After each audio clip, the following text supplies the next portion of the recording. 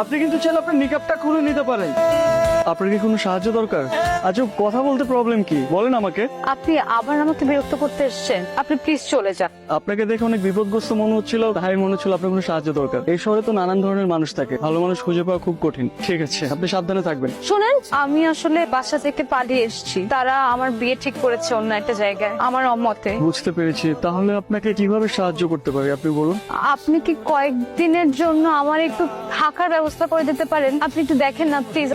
এভাবে মেয়েটাকে একা রাস্তায় কিভাবে ফেলে যায়? এই প্রথম কোনো মেয়েকে দেখে এক দেখে এতটা ভালো লাগছে। তাছাড়া একটা মায়াও কাজ করছে। বাসায় নিয়ে যাবো। আচ্ছা, আপনি কিছু না মনে করলে আপনি চাইলে আমার সাথে আমার বাসায় যেতে পারেন। আমার বাসায় 2টা বেডরুম আছে। মাঝে মধ্যে মা গ্রাম থেকে আসলে আমার সাথে থাকে আর কি। আপনার যদি কোনো আপত্তি না থাকে তাহলে আমাকে বিশ্বাস করতে পারেন। হাতে এটাকে নানি নাকি? গ্রাম থেকে নানি রেডি আইছেন? ওয়াইফ রোশা। কি আপনার ওয়াইফ মানে? আপনি তো ব্যাচেলার, আপনি বিয়ে করলেন কবে? আরে এবার ছুটি দিয়ে যে এটা সেরে ফেললাম আর কি। আমাদের তো কিছু বললেন না। এটাই আমার বাসা। 2টা বেডরুম আছে। ওই পাশের রুমটা আমি থাকি আর এই পাশের রুমটা মোস্ট অফ দ্য টাইম খালি থাকে। আপনাকে আমি কি বলছিলাম, আপনি ফ্রেশ হয়ে রেস্ট করবেন। আপনি বাসা গুছাতে গেছেন কেন?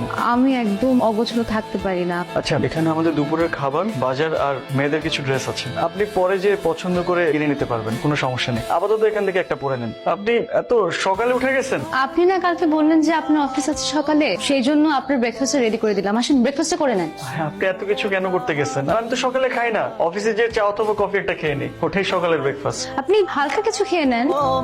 এটা কি? আপনার টিফিন বক্স। আমি তো অফিসে টিফিন বক্স নিয়ে যাই না। তো আপনি লাঞ্চ করবেন না? ধরেন আমি বাসার খাবার খেলাম, এখন বাসার খাবার যদি আমি অফিসে নিয়ে যাই, তারপর যদি আমার কলিগরা বলে যে বাসার খাবার কই থেকে আসলো, তখন আমি তাদেরকে কি বলবো? বলবেন আপনার মানে বলবেন না আপনি বাসায় একটা কাজের লোক রেখেছেন, সে রান্না করে দিয়েছে। আপনার কি মনে হয় আমি বাসায় একটা কাজের লোক রেখেছি? আপনি কিন্তু সবসময় একটা কথার অন্য একটা মিনিং খুঁজে বের করেন। আমি মোটেও ভাবে বলিনি। ফোনটা আপনি রাখেন, আর যদি কোনো প্রবলেম হয় আমাকে ফোন করবেন। মনটা কি বেশি খারাপ? লুকাচ্ছেন কেন? কিছু মানুষ মন খারাপ করলে তার চেহারা সেটা বোঝা যায়। আপনার প্রচন্ড মন খারাপ। মানুষের জীবনটা অনেক অদ্ভুত। আপনার জীবনে কখনো কখনো এমন কিছু ঘটনা ঘটবে, আপনি হয়তো সেগুলো কখনো কল্পনাও করতে পারেননি। আর আপনি জানেনও না যে সেই ঘটনাগুলো ঘটলে আপনি কি করবেন বা আপনার জীবন কোন দিকে মন নেবে। এসব ছোট ছোট ঘটনা নিয়ে তো জীবন, আর এইসব ছোট ছোট ঘটনাকে আপনি যত মনে রাখবেন তত পিছিয়ে পড়ে যাবেন। চাচা, আপনি হয়তো বাসার উপরে পাঠাই দিছি। শুনলাম তুমি নাকি বিয়ে করেছো, বিয়ে করে বউ নিয়ে আসছো, তাই বৌমাকে দেখতে চলে আসলাম। তো বৌমা কোথায়? বৌমাকে ডাকো। রুষা, রুষা, রুষা।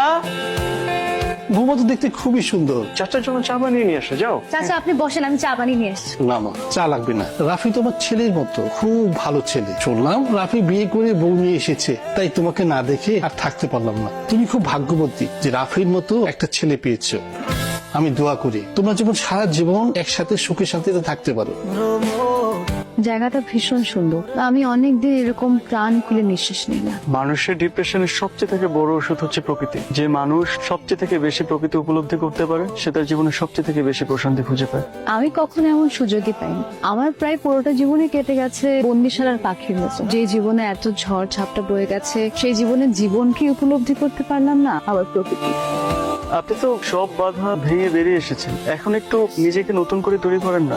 চাইলে কি সব পাওয়া যায়? সৃষ্টিকর্তা আমাদের সব আশা পূরণ করেন না। ওই যে কথা বলে না, যা পাই তা চাই না, আর যা চাই তা পাই।